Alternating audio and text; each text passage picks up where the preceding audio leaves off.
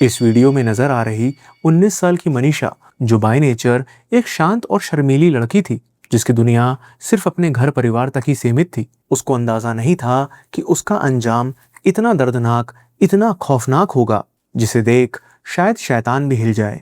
इस केस में आगे जो होने वाला है, वो न सिर्फ ढेरों सवाल खड़े करता है, बल्कि ये दिखाता है कि कैसे इंसाफ के नाम पर दिन दहाड़े धूल झोंकी जा सकती है। और इसे समझने के लिए हम इस केस से जुड़े हर पहलू की बात करेंगे और वो सवाल उठाएंगे जिसे दबाने के लिए ये सिस्टम हर पॉसिबल कोशिश कर रहा है। इसलिए मेरी एक छोटी सी गुजारिश है कि इसे जितना हो सके सब तक जरूर पहुंचाइएगा। यह केस है हरियाणा के भिवानी डिस्ट्रिक्ट में लोहारू के धानी लक्ष्मण गांव का, जहां 11 अगस्त 2025 को हर रोज की तरह मनीषा अपने घर से किड्स केयर बाल विद्यालय के लिए निकलती है, जहां वो एज अ टीचर काम करती थी। मनीषा को उम्मीद नहीं थी कि घर से निकले उसके यह कदम वापस कभी दहलीज तक नहीं पहुंच पाएंगे। उसी दिन दोपहर 1:58 पर मनीषा स्कूल से निकलकर पास के एक नर्सिंग कॉलेज में एडमिशन फॉर्म लेने के लिए गई थी और इस बारे में उसने अपने पिता को बता रखा था। यह फुटेज एक लौता डिजिटल एविडेंस है जिसमें मनीषा आखिरी बार देखी गई। दिन ढलने तक जब मनीषा घर नहीं पहुंची तो घर में मौजूद मनीषा के दादाजी को उसकी चिंता होने लगी। गुजरते वक्त के साथ दादाजी की चिंता बढ़ती जा रही थी और इसी चिंता में वो बस के ड्राइवर के पास पहुंचे, जिस बस से मनीषा रोज स्कूल के लिए जाती थी। बस ड्राइवर ने दादाजी को बताया कि मनीषा को स्कूल के बाद कॉलेज में एडमिशन फॉर्म लेने जाना था, जिस वजह से उसे थोड़ा लेट हो गया होगा। बस ड्राइवर की यह बात सुन दादाजी के मन को थोड़ी शांति तो मिली, लेकिन जब शाम 4:30 बजे तक भी मनीषा घर नहीं लौटी तो वो मनीषा के पिता संजय सिंह को कॉल कर इन्फॉर्म करते हैं। देर शाम करीब 6:15 बजे संजय के पास मनीषा का कॉल आता है, लेकिन 10 सेकंड चली इस कॉल में उधर से उन्हें मनीषा की कोई आवाज नहीं आती और कॉल कट जाती है। उसके बाद मनीषा का फोन स्विच ऑफ आने लगता है। घर पर कॉल की तो पता चला मनीषा अभी तक घर नहीं लौटी थी। दिल में जब किसी अनहोनी का डर बढ़ने लगा तो बिना वक्त गवाए संजय तुरंत लोहारू से बस पकड़कर सिंघनी के आइडियल इंटरनेशनल कॉलेज पहुंचते हैं, जहां से मनीषा नर्सिंग का फॉर्म लेने के लिए गई थी। जब संजय कॉलेज के गार्ड से पूछते हैं कि क्या वहां कोई मनीषा नाम की लड़की आई है, तो वो इनकार कर देता है। रिसेप्शन पर भी संजय को यही जवाब मिलता है, लेकिन संजय ने जो बात नोटिस की वो ये थी कि उस रिसेप्शन पर मौजूद उन तीनों ने ही शराब पी हुई थी। संजय ने तुरंत 112 डायल कर पुलिस को इन्फॉर्म किया और जब दोबारा वो पुलिस वालों के साथ कॉलेज पहुंचे तो कॉलेज स्टाफ ने सीसीटीवी फुटेज दिखाने से मना कर दिया। संजय अपने चाचा के साथ लोहारू पुलिस स्टेशन पहुंचते हैं और पुलिस से रिपोर्ट दर्ज करने के लिए कहते हैं, लेकिन पुलिस उनकी कोई भी बात सुनने से इनकार कर देती है और यह कहकर बात टाल देती है कि मनीषा किसी के साथ भाग गई होगी या दोस्तों के साथ पिकनिक मनाने गई होगी और 1-2 दिन में वापस आ जाएगी। पुलिस से ही अपनी बेटी के लिए ऐसी बात सुन और उनका यूं ढीला ढाला रवैया देख उसके पिता संजय बेबस और निराश होकर घर लौट आते हैं। अगले दिन सुबह यानी 12 अगस्त को संजय दोबारा लोहारू पुलिस स्टेशन पहुंचते हैं, जहां सारा दिन बस बहानेबाजी करने के बाद फाइनली शाम 5:30 बजे एएसआई शकुंतला उनकी रिपोर्ट दर्ज करती है। इसके बाद जब एएसआई शकुंतला आइडियल कॉलेज जाकर सीसीटीवी फुटेजेस दिखाने के लिए कहती हैं तो उन्हें भी कॉलेज स्टाफ फुटेज दिखाने से इनकार कर यह बोल देता है कि पुलिस की मौजूदगी में ही वो उन्हें सीसीटीवी फुटेज दिखा सकते हैं। पुलिस ना सिर्फ वहां से वापस लौट आती है, बल्कि मनीषा के मोबाइल की लास्ट लोकेशन को ट्रेस करना तक जरूरी नहीं समझती। अगले दिन 13 अगस्त को संजय के पास एएसआई शकुंतला का कॉल आता है कि उन्हें आइडियल कॉलेज से करीबन 1 किलोमीटर दूर एक नहर के पास एक खेत में एक लड़की की डेड बॉडी मिली है, जिसकी शिनाख्त के लिए उन्हें वहां आना होगा। एएसआई की यह बात सुन संजय का दिल बैठ गया और वो बिना किसी देरी के बॉडी की शिनाख्त के लिए वहां पहुंच गए। बॉडी देखते ही संजय की मानो दुनिया पूरी तरह उजड़ गई थी। उनके सामने उनकी बेटी बेजान हालत में पड़ी हुई थी और बॉडी की कंडीशन ऐसी कि किसी का भी दिल सहम जाए। मनीषा की बॉडी एक खेत में पड़ी हुई थी और उसका चेहरा बुरी तरह से डिकम्पोज हो चुका था, जैसे उस पर एसिड डाला गया हो। उसकी दोनों आंखें गायब थी, चेहरा इस कदर गल सा गया था कि पूरा जबड़ा नजर आ रहा था। मनीषा की गर्दन ऑलमोस्ट गायब थी और सिर्फ कुछ इंच से ही उसके शरीर से जुड़ी हुई थी। मनीषा की मौत की खबर पूरे गांव में आग की तरह फैल चुकी थी और जो भी मनीषा की बॉडी देख रहा था उन सभी के मन में यह सवाल था कि आखिर मनीषा की ऐसी हालत का जिम्मेदार कौन है। कौन है जो इस हैवानियत को अंजाम दे गया? जितने लोग मनीषा की मौत की खबर सुन रहे थे, उन सभी में अब गुस्सा बढ़ने लगा था और बड़ी तादाद में उस जगह भीड़ भी इकट्ठा होने लगी थी जहां पुलिस को मनीषा की बॉडी मिली थी।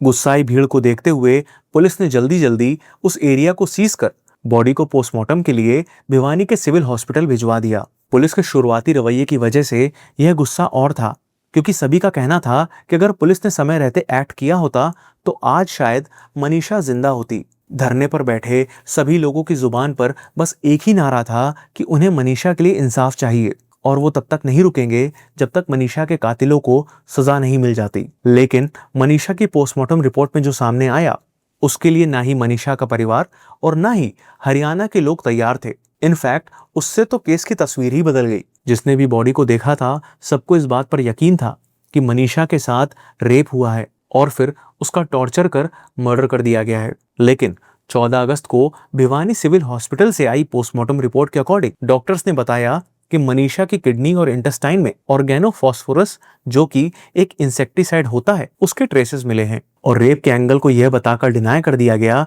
कि मनीषा की बॉडी या कपड़ों पर सीमन नहीं मिला है और ना ही उसकी बॉडी पर कोई स्ट्रगल के मार्क्स हैं। सो पोस्टमार्टम रिपोर्ट के बेसिस पर पुलिस इस नतीजे पर आ जाती है कि मनीषा का ना तो मर्डर हुआ है और ना ही रेप। इसके बाद मनीषा के परिवार के साथ पूरे राज्य की जनता का पुलिस और प्रशासन के खिलाफ गुस्सा फूटना तय था और हुआ भी वही।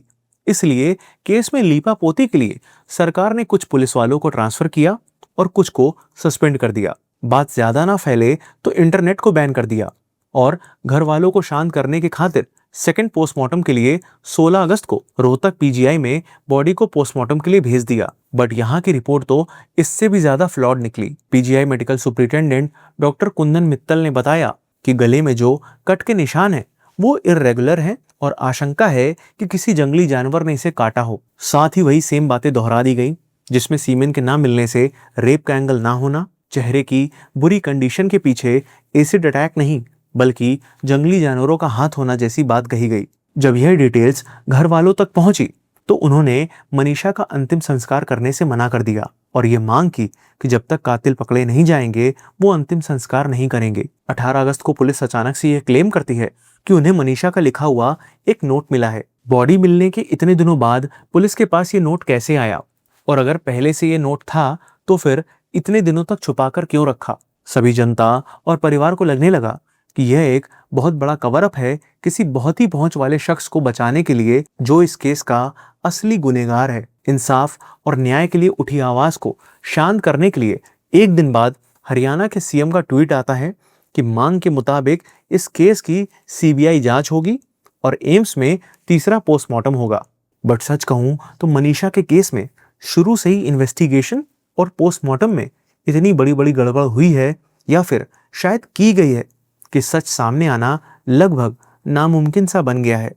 और यह मैं ऐसा क्यों कह रहा हूं, इसको चलिए गहराई से समझते हैं। पुलिस ने एक्चुअली इन्वेस्टिगेशन के नाम पर कुछ नहीं किया, ना ही समय रहते सख्ती से कॉलेज की सीसीटीवी फुटेज निकलवाई और ना ही क्राइम सीन को सही से प्रिजर्व किया। इनफैक्ट ना तो मनीषा का मिसिंग फोन ढूंढा और ना उसके कॉल रिकॉर्ड्स और लास्ट एक्टिव लोकेशन को चेक किया, जो कि पुलिस इन्वेस्टिगेशन का सबसे बेसिक स्टेप होता है। बॉडी की कंडीशन देखकर यह साफ था कि गर्दन और उसके ऊपर के पूरे हिस्से को जानबूझकर कंप्लीटली डैमेज किया गया था, क्योंकि सिर्फ गर्दन से ही यह पता चल सकता था कि मर्डर गला घोटने यानी स्ट्रैंगुलेशन से हुआ है। नेक के एंटीरियर मिडलाइन में हायोइड बोन होती है, जिसके फ्रैक्चर होने से फॉरेंसिक्स में मैनुअल स्ट्रैंगुलेशन से हुई डेथ का पता चलता है। पुलिस और डॉक्टर्स का कहना है कि इसे किसी जानवर ने खाया होगा, लेकिन क्या यह सच में मुमकिन है? क्योंकि जानवर हमेशा सॉफ्ट टिश्यू वाले पार्ट को पहले खाते हैं, लेकिन यहाँ सिर्फ हार्ड बोन वाले हिस्से को नुकसान हुआ और सॉफ्ट टिश्यूज को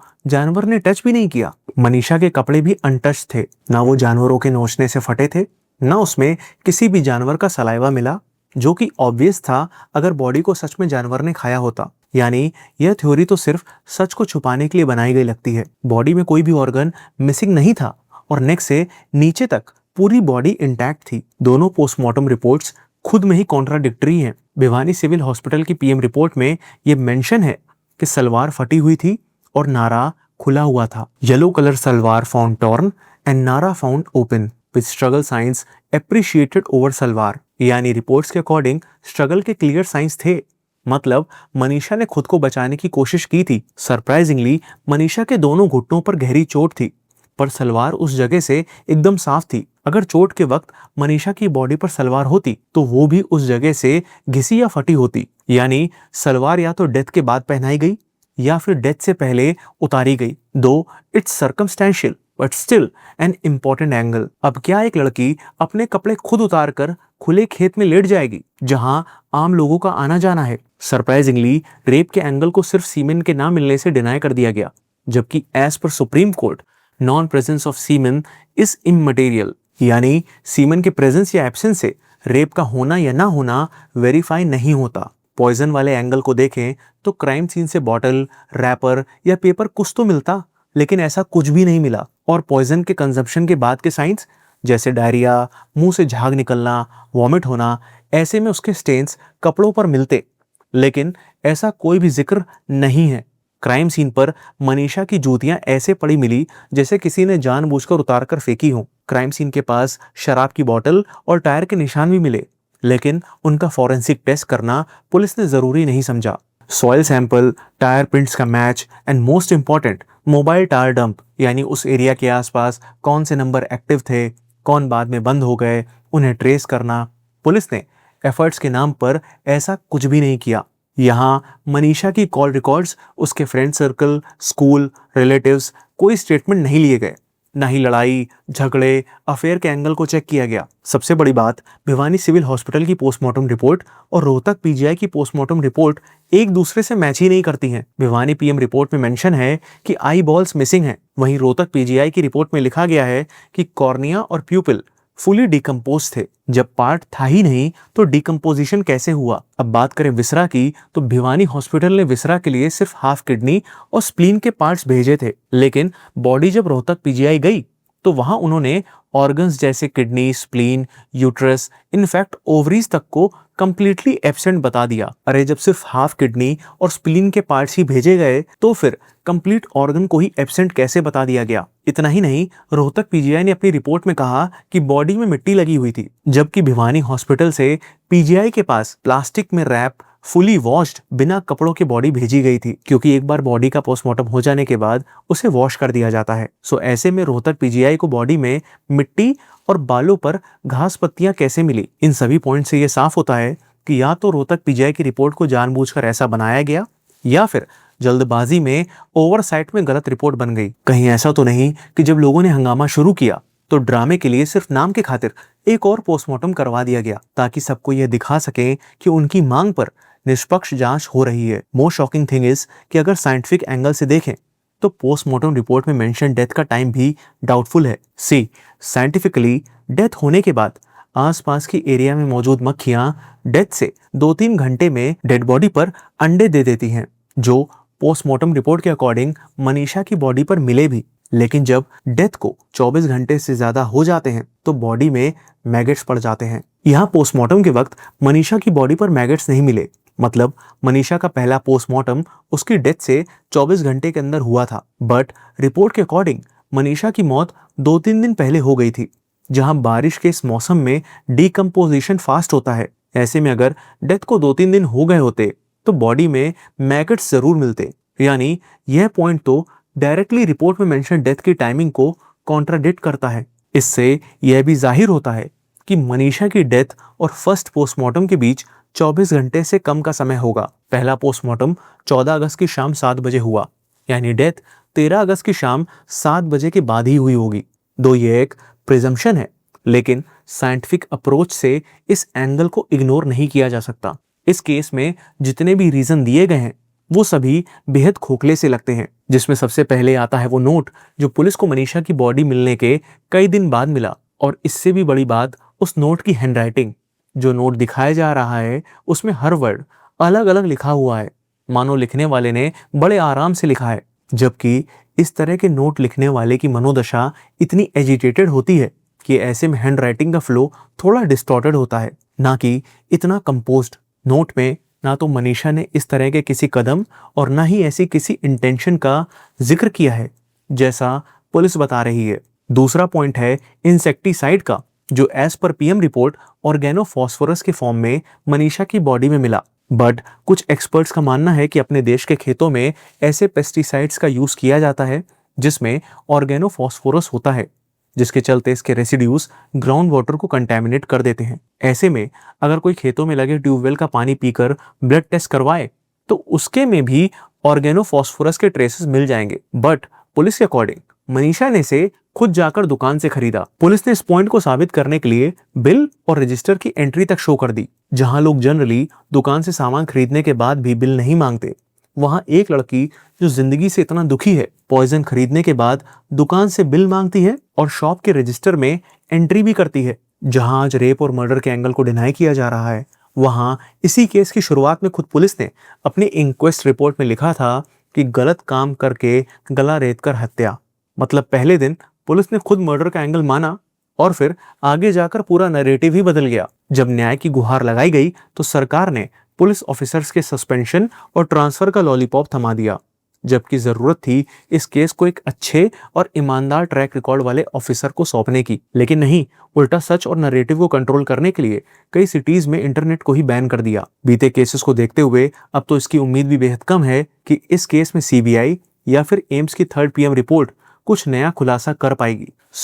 यह पूरा केस क्या दिखाता है? यही कि इन्वेस्टिगेशन में इतने लूप होल्स हैं कि अगर असली कातिल पकड़े भी जाए तो वो भी बड़े आराम से कानून की गिरफ्त से बचकर निकल जाएंगे, क्योंकि कोर्ट में हमेशा बेनिफिट ऑफ डाउट एक्यूज्ड को जाता है। बिकॉज ऑफ दिस ये कहना गलत नहीं होगा कि यह एक क्लियर कट मर्डर का केस दिख रहा है with high probability of rape और अटेम्प्ट टू रेप, जिसे नेग्लिजेंस और मैनिपुलेशन से इतना डैमेज कर दिया गया है कि सच और इंसाफ की उम्मीद करना नामुमकिन सा लग रहा है।